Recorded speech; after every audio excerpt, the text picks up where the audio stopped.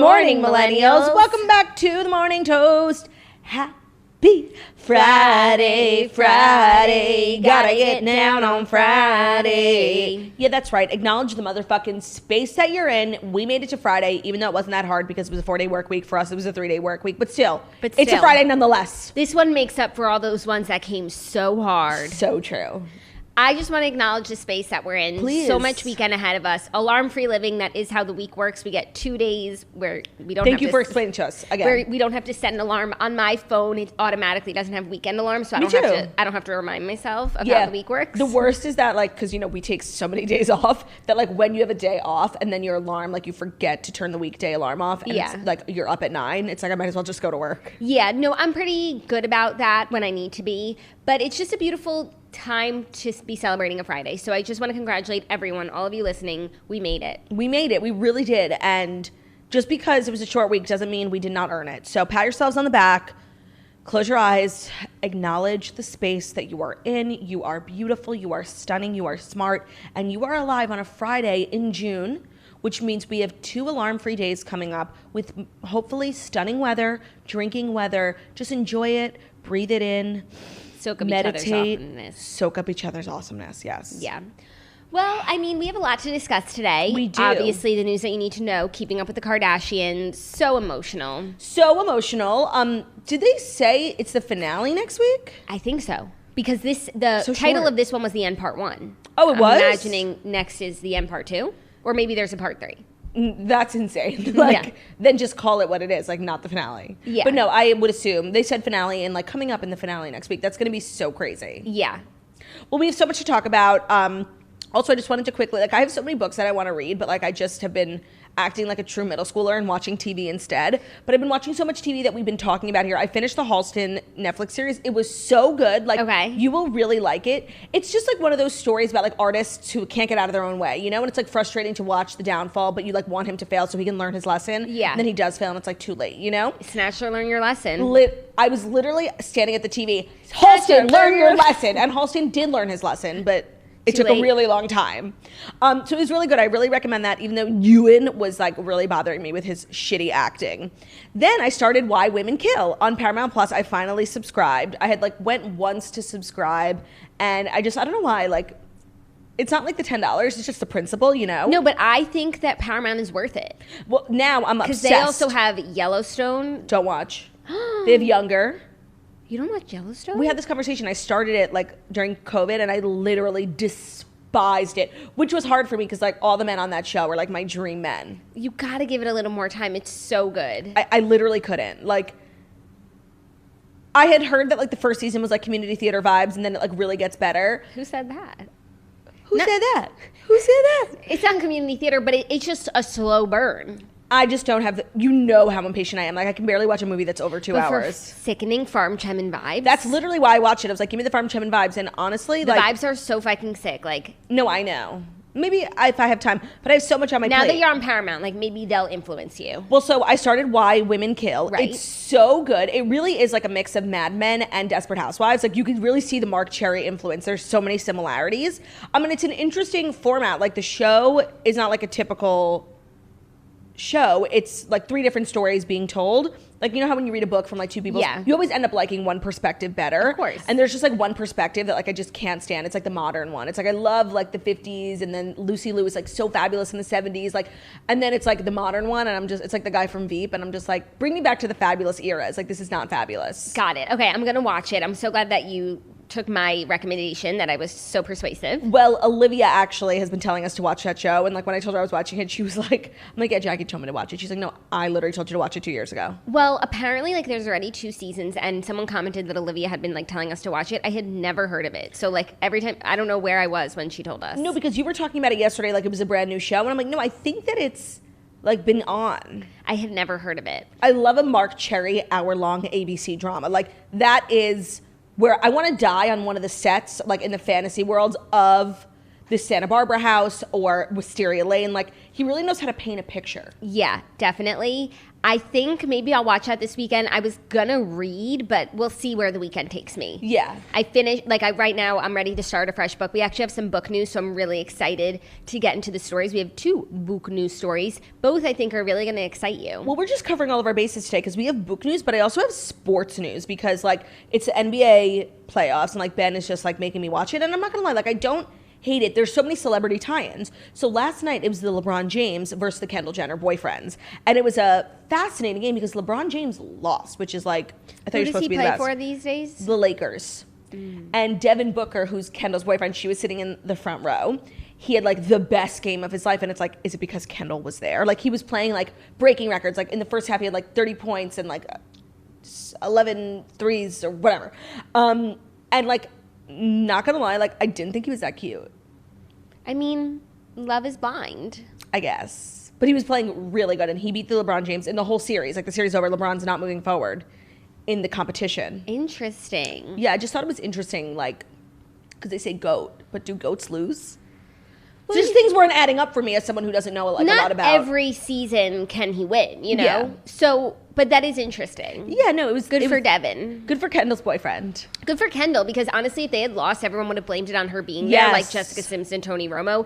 Eek. So I'm happy for her that she didn't have to deal with the anxiety of that. That is so true, because people are always like the Kardashian curse. So, like, looks like Kendall's reversing it. No, with celebrities, when they show up for their men and their men play badly, like, it's always, it's so wrong, by Kim the and way. Reggie. It's so wrong. It's so wrong. Like, literally, Jessica Simpson couldn't go to Tony Romo's games anymore because she would get booed out of the stadium. I think that was like one of my favorite parts of Jessica Simpson's book was the Tony Romo of it all, because I remember that like very brief relationship and thinking it was literally a match made in heaven, like a Southern Belle and the Dallas Cowboys quarterback. Like, what's not to like? And it's so nice to know that, like, even for her, it wasn't the right relationship, but it was a really good one. Yes. And also, I always think about the fact that she said that Tony Romo had like $50,000 $50,000 checks, like just like as bookmarked in books, like next to his toilet. Oh. Like he like lived in a frat house and like wouldn't deposit them. That's funny that that's what stayed with you, because what stayed with me was like he didn't know how to put up drapes, so he literally covered like his floor to ceiling windows in trash bags. Yeah, and also, which is literally what I did like a few years ago. And also that she bought him a boat, and then they would go out on it with their friends, and he would play her songs on it. Oh my god, that's so cute. So cute. She's a peach. I need another book from her. Okay, I feel like she has more to say. Okay, this leads right into our first story. So, without further ado, where are you? Didn't come in today, wanted Friday off. He said, Mom, summer Fridays, let me live. You said, fine. He said, Mom, my back hurts because you and Jackie are constantly like phoning it into the show and like relying on me to provide entertainment when I'm literally just a dog. That's literally what he said to me. Okay, dude. And then he also said, Mom, you're not like other girls. And I said, thank you for noticing, honey. Oh my Because God. you know what? I'm not like other girls. No, you're not. And I don't want anyone out there to think that she is. Because I'm not. Because she's not. I'm so glad we're on the same page. And I know somewhere at There's a Claudia's person. house. No. Oh.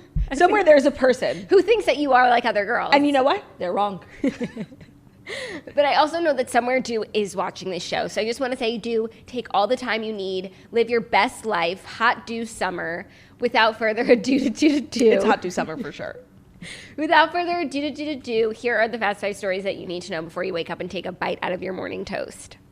If somebody tuned into the show for the first time like 45 seconds ago, they would literally think we were Martians. We are not speaking English. That's why it's good morning, millennials. Ooh, good morning. You guys, if you're just tuning into the show, the reason why we say it like that, actually, Oh, this you is know a what? nice little backstory. Our show has grown so much. And I feel like there's a lot of people who, we need to do another like Patreon Steamy Lexicon episode because Right. we talk so strangely, and if you're just tuning in, you literally won't understand. We're not speaking English like half of the episodes. Okay, but just a fun fact, the reason why we say good morning millennials in the beginning of the show the way that we do is because when we were trying to think of names for this show, like 3 years ago. 3 years ago, obviously we settled on the morning toast, but I think it was my husband suggested good morning millennials, like good morning America, and we speak to the millennials, good morning millennials. And we did like it. And we were like, oh, that's interesting. And then Ben came in, he was like, good morning millennials sounds like if an alien came down to Earth and was trying to blend in, they'd be like, good morning millennials. And Ben is like walking around the living room with his fingers on his forehead. Good morning, millennials. And we thought it was so funny. Honestly, good morning, millennials would have been a good name for the show, except we're limiting. Like, we have boomer toasters, we have Gen Z toasters, not as many as I would like. Yeah. But like, we're an inclusive show. Like, we're not trying to exclude different age groups. 100%. So that's just your toast fact of the day. So that's just a little bit about us.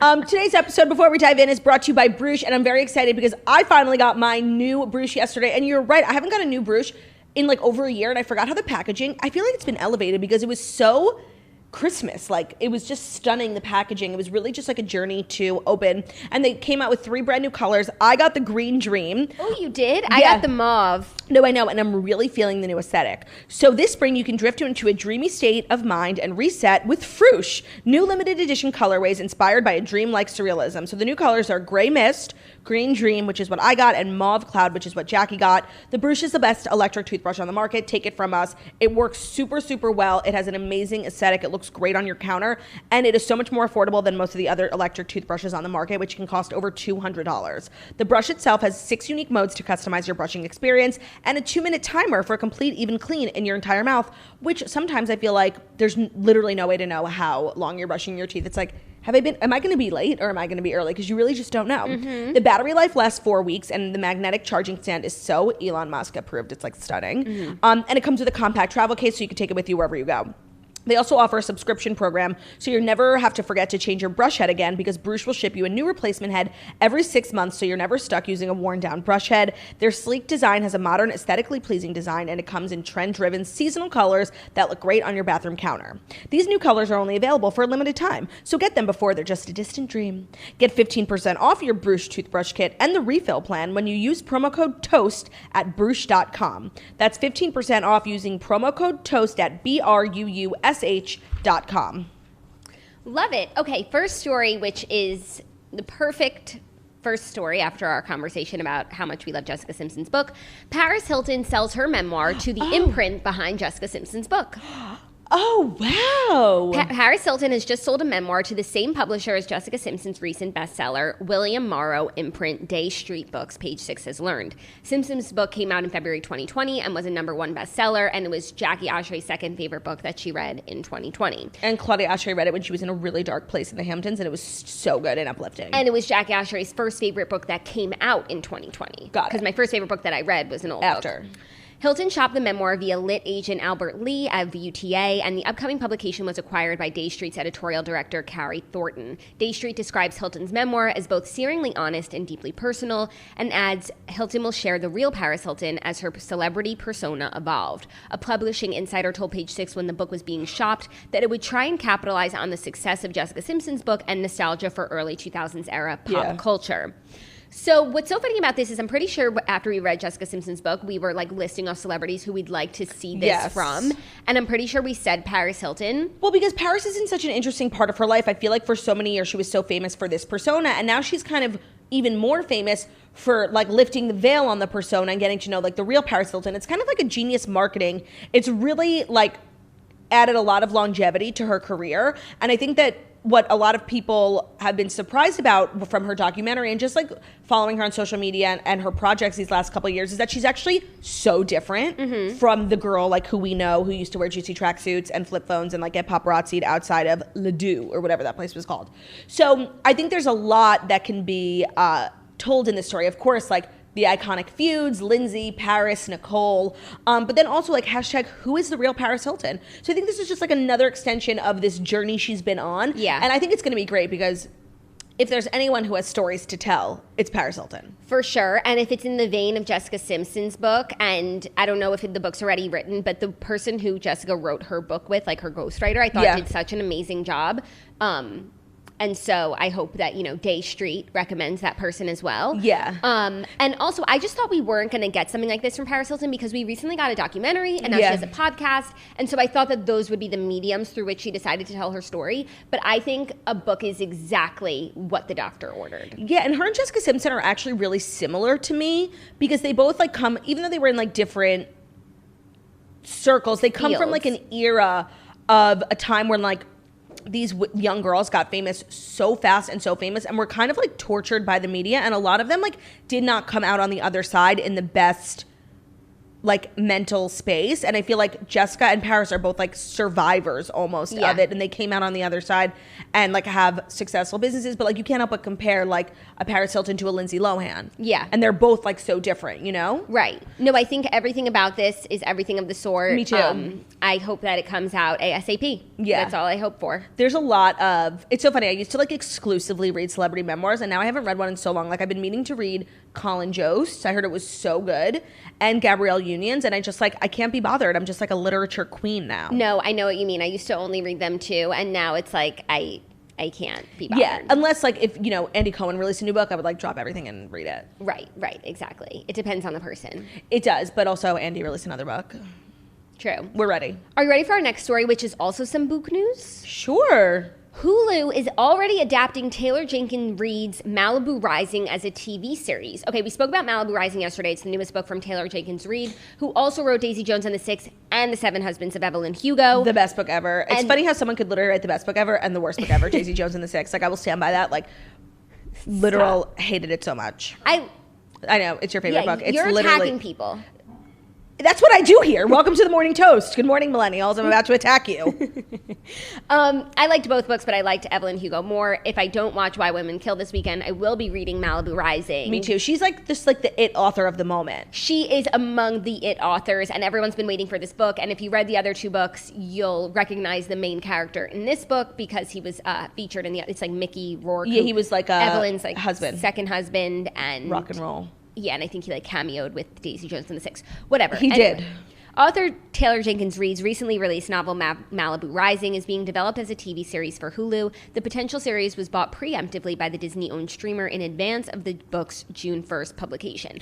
I just want to say, like, we've talked so much about like popular books. You know, Reese picked it up or Hulu, and literally they never happen. Like, I feel like I heard so long ago this summer I Turned Pretty like was going to be at Amazon. I haven't even heard a single thing about it. Like, I feel like all we do is hear about like people picking things up, and I think that's just how it works in Hollywood. People like buy rights and with sometimes no intention of ever making it happen. Or with the intention of making it happen, it just doesn't happen. So many things have to go right for it to actually get to our screens. So I agree. This doesn't necessarily mean there'll be a show, but I think there will. And you know they're coming out with the Daisy Jones and the Six show. Well, or so they Allegedly. say. Yeah, no, I don't think I will be watching that. I mean, it's been in the works for a while, but I just feel like justice for Evelyn Hugo. I completely agree. Because I could see Evelyn Hugo literally being an Oscar-winning movie. Like, stunning. So amazing. And what's so crazy is I follow Taylor Jenkins Reid on Instagram, and it wasn't until a few months ago that Evelyn Hugo hit the bestsellers list. Yeah, and when did it come out? Years ago. Yeah. It's so good. Like, we just need an Evelyn Hugo movie or series. I'm happy for all the other series, right? But where's Evelyn Hugo with Justice for Evelyn? I think we need a movie, Evelyn Hugo, not a series. Like, it's so elevated. It's so good. Yeah, and it's all about movies. Like, it would be great. It would be amazing. Yeah.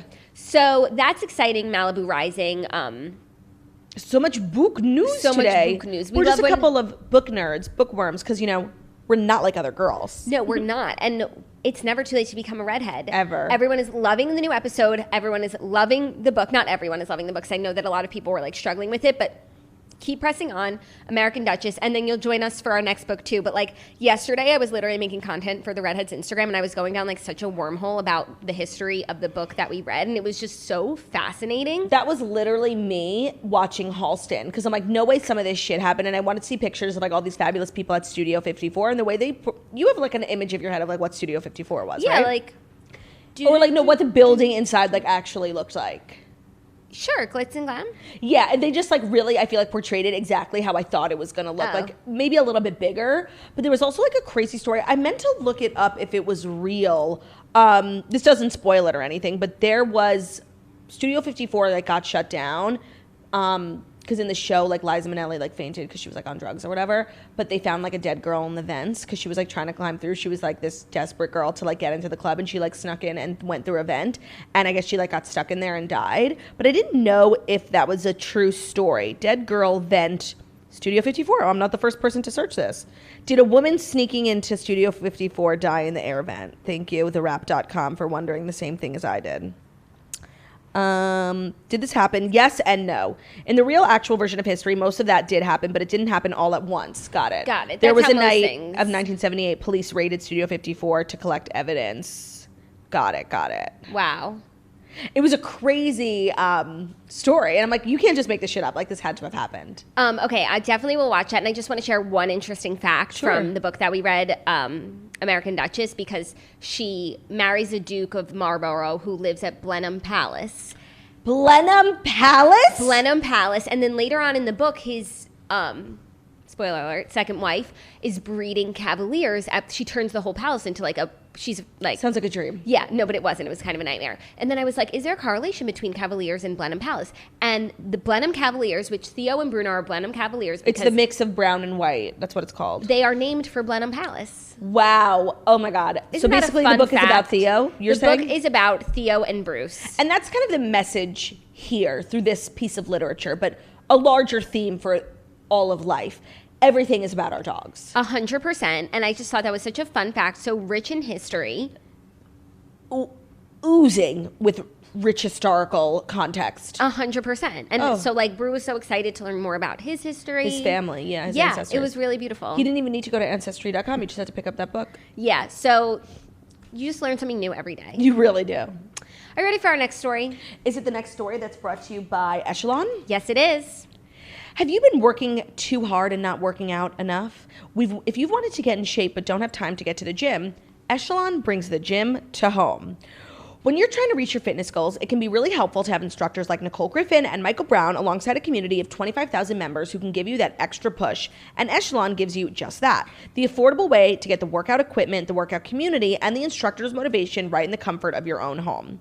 The Echelon Fitness app provides you with thousands of live and on-demand classes with great music from your favorite artists. With Echelon, you can work out anytime, day or night, and crush your fitness goals. Just pick your class, climb the leaderboard, cheer each other on, and give it your all. You can track your workouts and your progress to reach your fitness goals as well. They have a full range at Echelon of affordable workout equipment, including stationary bikes, smart rowers, sleek fitness screens, or the auto-folding treadmill, which is great if you live in small spaces like New York. They are all connected with the Echelon experience with around-the-clock classes for the family, including full-body workout programs that keep you coming back. One membership covers a family of 5, so this is the best way to work out, period, and especially if you're on a budget. The membership covers a family of 5. All of the stationary bikes, all of their equipment is super affordable, and our listeners can get a special podcast offer from Echelon because for a limited time only, you can start your 30-day risk-free trial offer with Echelon's EX3 bike for just $1. Yes, that is correct. A special risk-free offer to get 30 days with Echelon's EX3 bike for only $1 to start. Plus free shipping. The only way to get the special offer is by going to echelonfit.com/toast, spelled ECHELONFIT.com/toast, echelonfit.com/toast. That is a sickening offer. That is a great offer. I don't think it gets any better than that. No, I mean, how could it? Okay, ready for our next story? Yes. The police were called to Jojo Siwa's star-studded pride party for a medical emergency. What? Police and paramedics were called to Jojo Siwa's LA home where she was hosting a party celebrating Pride Month after receiving a call about a medical emergency. An LA Fire Department spokesperson told E! News that on the evening of Wednesday, June 2nd, they responded to a medical call from the house about an approximately 30-year-old man. They added that he was transported to the local hospital. His identity, condition, and ailment were not disclosed. No arrests were made. E! had reached out to Jojo's team for comment, but look at Jojo just making headlines, like having a wild party. No, I saw pictures. It looks like so Jojo. I mean, everything Jojo Siwa touches looks like a pride event because it's just like rainbows and sparkle. But this was an actual Jojo Siwa pride event, and I'm sure the budget was extraordinary because like just the balloons, the decor, it was pretty stunning. And she wore a Gucci pride, like they have like a new shirt, it's like rainbow monogram, and she looked so cute, and her girlfriend was there. I saw the Gucci fit, and it looked like such a good party, like one of those parties I'm like, I think I would have liked to have been invited to that, you know? Oh yeah, that's a good one. She also recently turned 18 because I was curious about her age. She's like having like a big party. Yeah, but she's, you know, a young adult now. And there's a little bit more news about her. She's like starring in a film, Bounce, I don't know, but she is like has a love interest in the film that's a man, and I believe she is in the process or has asked the writers and producers to like cut the kissing scene out. Yes, I saw that this morning. They said that they won't make her kiss the man in the new movie. They're 100%, they're 1,000% supportive, she said. I mean, Jojo Siwa is literally like a queen. Like, I'm obsessed. She really, really is. I'm so happy for her, like, and everything that's going on for her, truly. Yeah. And I hope at the end of the long day, she's in the tub with her cigs. Chain smoking. Now she has a partner to chain smoke with. I hope her girlfriend smokes as well, because they, relationships are all about, having things in common. And I think that would be important. I just would like to use the Teeny Boppers as a launching pad for an update on a story I was explaining to you.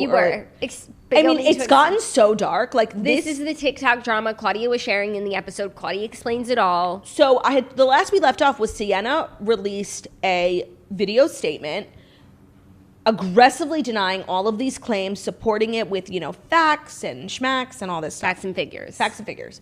And then there was silence until there wasn't. Another one of Jack's... we knew it wasn't over. Another one of Jack's friends, who is Sienna's ex-boyfriend, and for context, Sienna has been, trigger warning, accused of sexually assaulting her ex-boyfriend, Jack, by multiple people.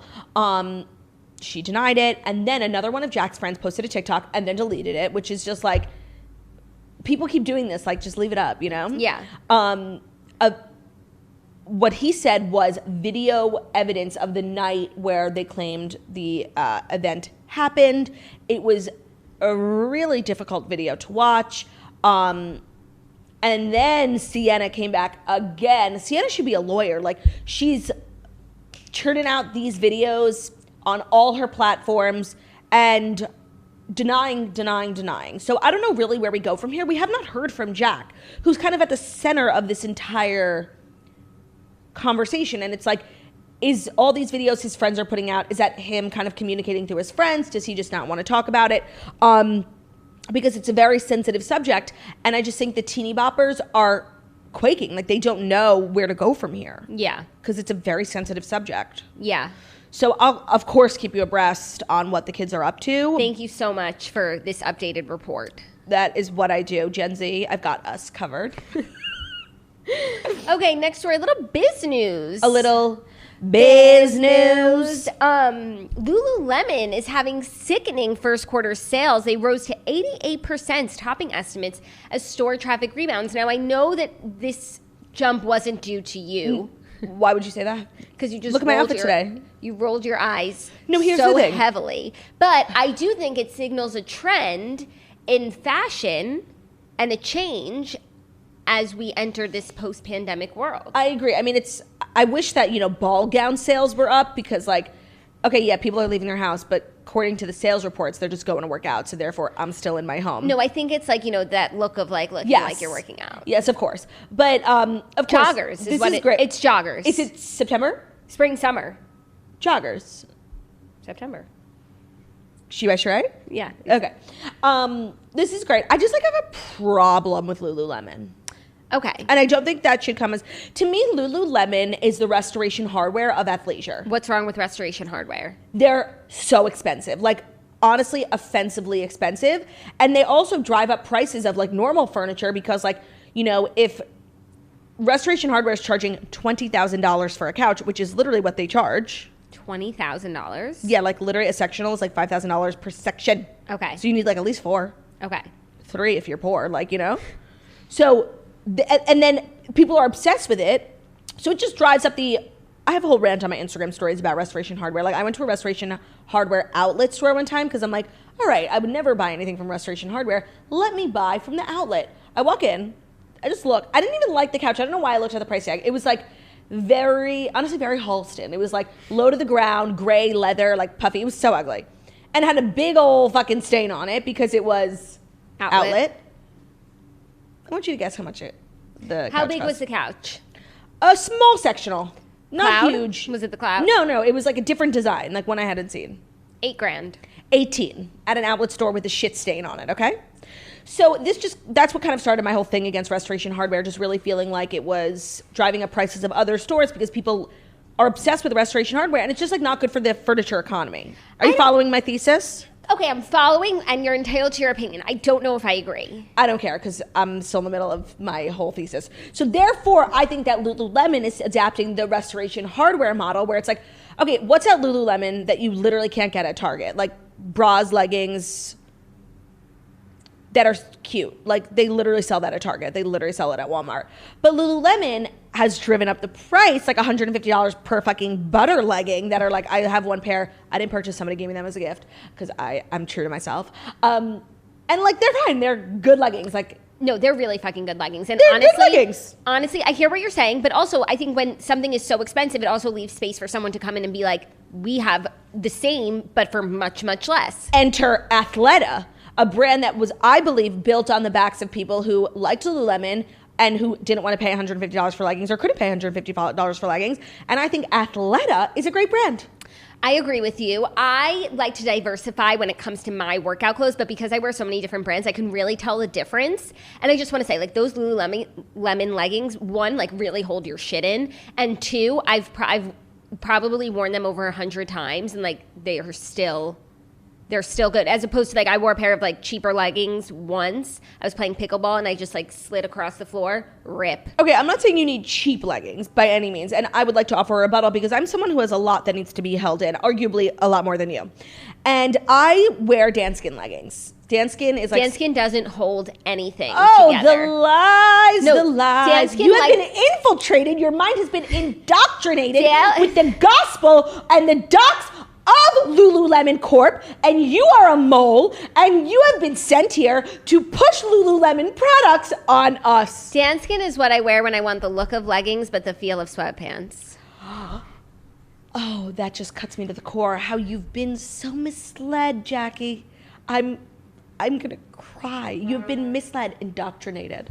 I just feel... Next thing I'm gonna come to your house, you're gonna have a fucking cloud couch for Restoration Hardware. Oh, no. I don't own anything from Restoration Hardware. Me neither, and that's like my thing. Like, I feel like proud of myself. I know, but like, let the people who want to shop at Restoration Hardware shop there. Of course, but they just need to understand that like, it has repercussions for us mere mortals. Like, it does drive up, like a regular couch should cost $1,000, and a really nice couch should cost $5,000. But like, why should a couch cost $20,000? Like, to me, that's just basic principle. It's basic economics. I took Econ 101 in college, and I just don't think my professor would be too happy to hear about this. Well, I think he would be, because the Restoration Hardware my professor was a she. Would be extreme. Jackie, why did you assume my econ professor was a man? Because you said that once. No, I didn't. She was a woman, and she was really mean. Okay, and I think she would say, you know what, where it's supply and demand, like, people are buying this shit. That's true as well. Restoration Hardware is really successful. No, that's true as well. And honestly, like, I'm such a principled person. I really want to go to the rooftop. The Restoration Hardware rooftop, but you can't get in.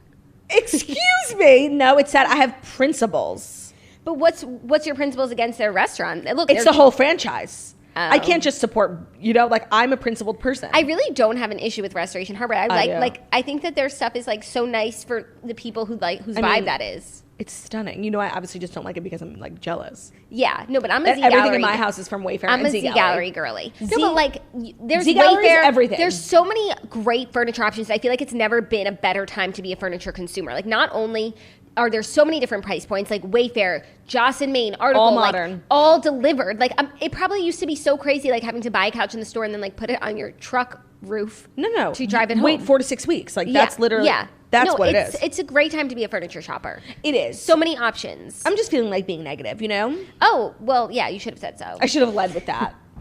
Anyways, Lululemon is doing really well, and I just think it signals that, like, people are just going to be wearing leggings and sweatshirts, and I don't know how I feel about that. I know. It's just like, what happened to class? Yeah. And also, elegance? Everyone keeps saying that, like, now in the post-pandemic world, it's going to be the roaring 20s. But, like, then let's get our fashion in check. Yeah, no, because we can't be rolling into the roaring 20s, like, in our athleisure. Yeah, because they were wearing, like, jewels and sequins and dresses.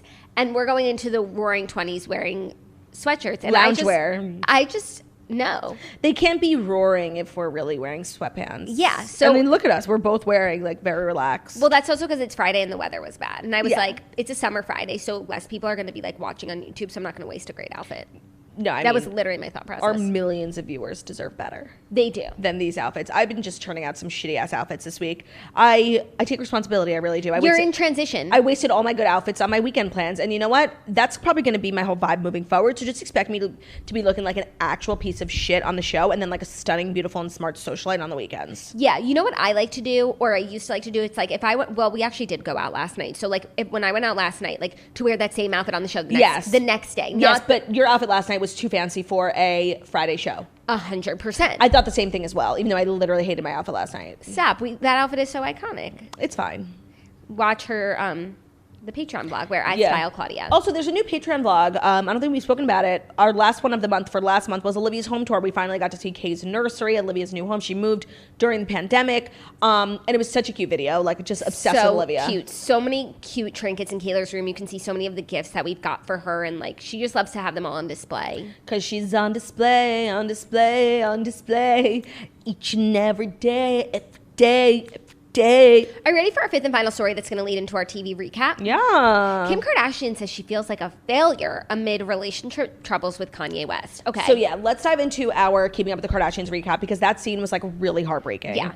And I feel like it's really appropriate given the episode that we watched last night that today's TV recap segment is brought to you by Legacy Box. Oh my God, yes. Right? They made the time capsule. Honestly, like after the Kardashians pick up their time capsule in 15 to 20 years, they're going to have to use Legacy Box because the technology will have changed. 100%. Give the gift of memories this year for an anniversary you and your spouse will never forget. Isn't ensuring that your family's legacy is digitally preserved so it can be passed down just as important as creating the memories? Once you revisit these moments, you'll realize just how much your past is worth saving. So Legacy Box is a way for you to easily and affordably digitally preserve your past. The process is super easy, start to finish. So if you have home videos lying around, if you're our age, you might have some VHSs, you might have your bat mitzvah DVD that no longer works. Like, Legacy Box has got you covered. Here's how it works. You pack and send all your home movies, anything you want to have digitized. You'll send it to their team. They'll digitize everything by hand, and then you enjoy. You get back perfectly preserved digital copies on a thumb drive, a DVD, the cloud. They're ready to watch and share and enjoy.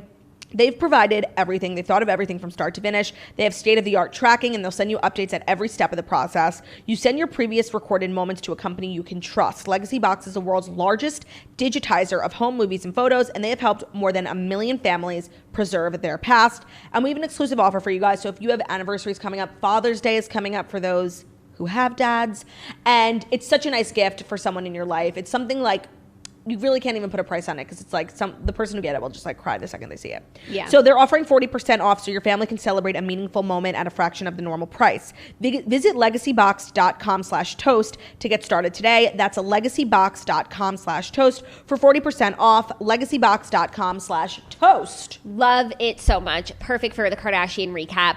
So after not really talking about it for many a season, Kim and Kanye's marriage has come up, and Kim sort of exploded over some cookies on the table, which led into a conversation about how she was relatable. Also, she said she gained 15 pounds, but I feel like every time we see her on camera or in life, she's the most snatched she's ever been. Last night's episode was iconic for 3 reasons. 1, we got a huge, for us, glimpse into what's going on with Kanye. Yes. 2, we had a very strange VRBO ad placement. And 3, they stayed at the same house in Lake Tahoe that the Real Housewives of Beverly Hills are currently staying at. I don't think this has ever happened before in Real Housewives or that is reality so TV history. That not only has stayed at the same house, whatever, but that we're watching their trips at the exact same time.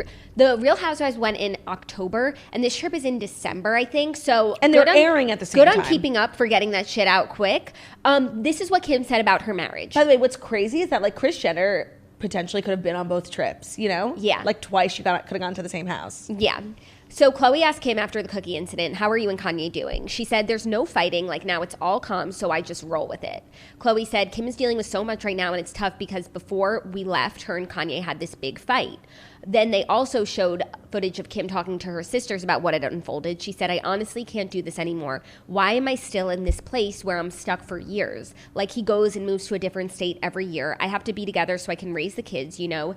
And he's an amazing dad. He's done an amazing job. I think he deserves someone that that can go support his every move, go follow him all over the place and move to Wyoming. I can't do that. He should have a wife that supports his every move and travels with him and does everything. I feel like a fucking failure, that it's like a third fucking marriage. Oh. Yeah, I feel like a fucking loser, but I can't even think about that. Like, I want to be happy. I don't feel like she should count this marriage ending as a failure, because first of all, they have 4 beautiful children.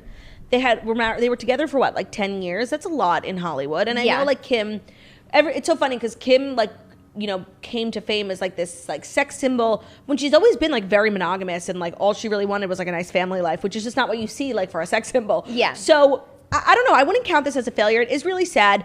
And I think there's so much going on. But I do think like probably the crux of their issue is like Kanye is this artist. He wants to just go to Paris at any moment and buy a ranch and move. And Kim is like this really stable figure. Like she's this mother. She's a sister. She is has her feet like firmly planted in Calabasas, in reality, in her businesses. She's really like a very stable person. And I don't think that's very common in Hollywood and in like celebrity life. And she's right. Like Kanye is this eclectic person, and he should have someone who's like, oh, you want to buy a house in Idaho? Let's go. Like, that's not Kim. It's never been Kim. And I feel like she kind of changed as much as she could for the relationship. But and Kanye is like this artist who like didn't change at all, you know? But he's always been like that, and she's always been like this. So how was it working for so long, or was it even working? And maybe like now that the kids are older, it feels like a more acceptable time to move on. Also, I can understand that like they're so different and they're leading different lives now, and their lives have become increasingly different. But when they said that they got into like a really big fight before they left, like I wonder what the fights are about. I'm sure he's just like, I live here and you live there. Come live with me. But she could say the same thing. Yeah, of course. I'm sure that's literally what she said. Yeah. And I think that it worked for a while. You know, Kanye's always been this like eccentric personality, but it's definitely become on a bigger level in the last few years, like doing less music, and then the Sunday service. Like he's just changed a lot. Yeah. And people change, and that's fine. But if you're not changing together, like then you're drifting apart. Ooh, that was like stunning. Yeah, that was good. It was making me sad because on the one hand I was like enjoying having a glimpse into the relationship, and on the other hand it was like really sad to watch. No, and then I was getting... It's like I almost don't want to know. Then I was getting like flashbacks to her in New York, like with Chris Humphries. Like literal flashback. What does she say? Like, that's where like the crying emoji has come from. Yeah. Like she's like sitting in hair and makeup at the She literally said, I feel like a fucking failure. Yeah.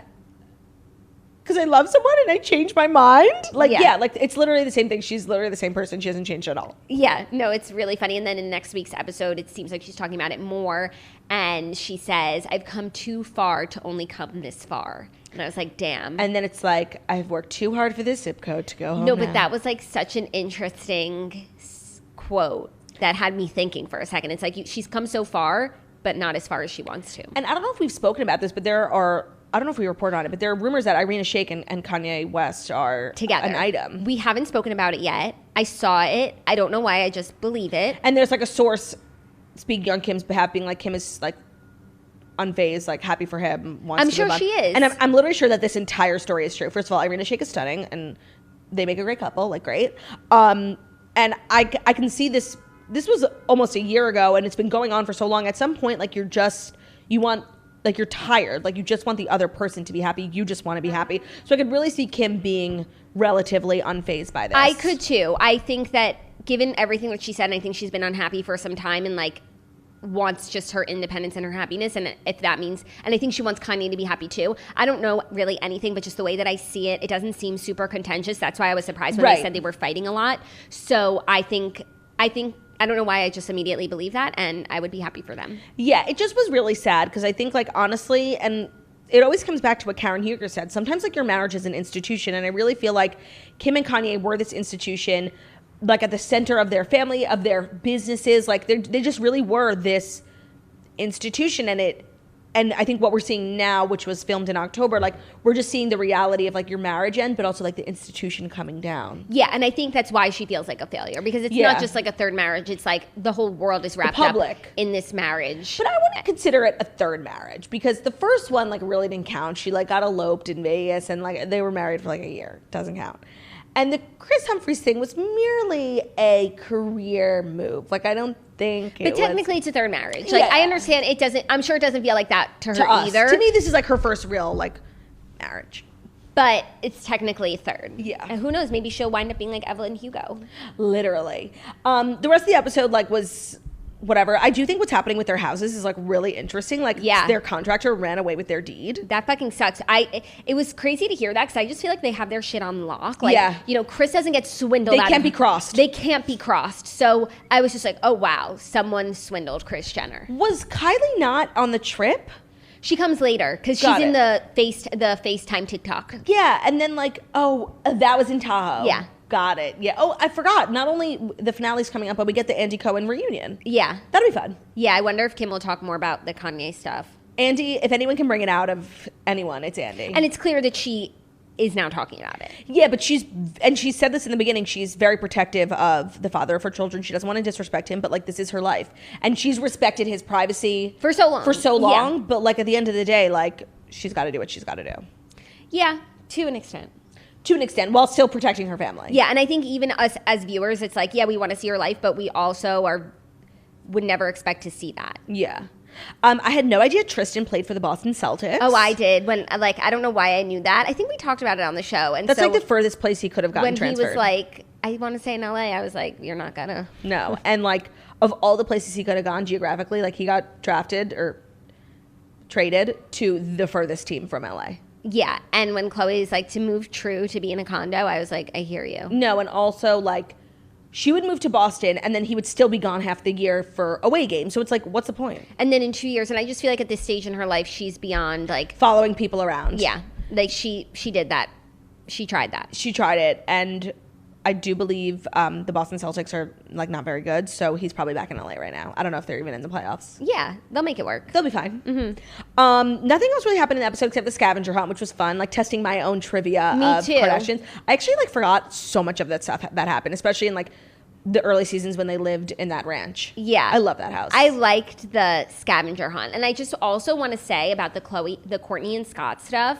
When Kourtney was sitting down with her sisters trying to explain, because it seems like for the end of the show they want to wrap up that storyline, like how do Kourtney and Scott end up? Move on. And like Kourtney was trying to explain to her sisters that like they've had this conversation and that Scott hasn't done the things that she needs him to do, and one, like what are those things? Like need to know. And it was up to Kim and Khloe to ask her that, and instead they totally were not listening to her. No, they were not listening. They weren't really listening. Rude. It was really, really annoying. Yes. I feel like the producers told Kim, get an answer, go in there and get an answer from her, and so she wasn't listening to what her sister was saying, and I was like, no, and I actually feel like it is really annoying for Kourtney. So it's like everyone in the family wants them to be together, and it makes it seem like Scott's so down, so Kourtney's like the bitch who doesn't want him. We're all waiting on Kourtney. When there's so much obviously going on, they're not going to get back together on camera. Like there's so much going on behind the scenes. I'm sure she still has problems with him.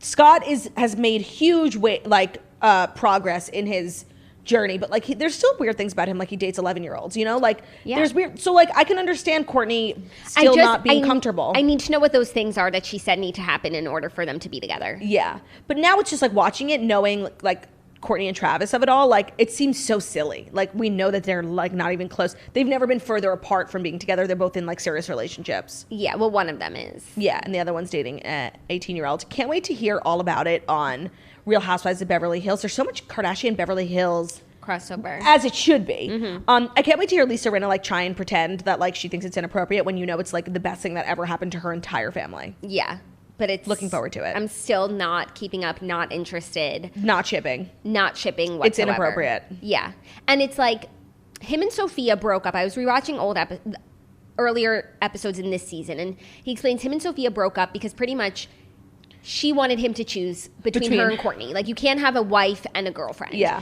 And he chose Kourtney. And then now Kourtney is with Travis, and it seems like from what I've read, Kourtney and Scott are less close, and like Scott's kind of upset about it. And he's been in Miami like with Amelia. So she chose Travis. She chose her relationship. And so now I'm like, obviously Sophia doesn't want to be second fiddle, but I would like to see Scott and Sophia get back together. That's very interesting. And what's so funny is like, Sophia is in her own right, like very famous, very wealthy, like whatever.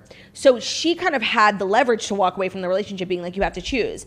Amelia needs this relationship career-wise so much. She would never say, like, choose me or Kourtney. No, and it's like every time the relationship gets serious enough that the girlfriend would want more, Scott will just say no and then move on to the next 18-year-old. So it's like, they're all dispensable. That's how I see Scott and Amelia's relationship. It's like he has the same relationship that he had, but without someone like wanting more from him. Yes, with someone who needs him more than he needs her. And whenever it gets to that point, he'll just move on from the relationship until the day that he wakes up and is like, I don't want to do this anymore. Yeah. I don't want to run around the world and be like a single man. Yeah, a bachelor. So, and whoever's there that morning will be his wife. George Clooney vibes. Like, it was almost Stacey Keebler.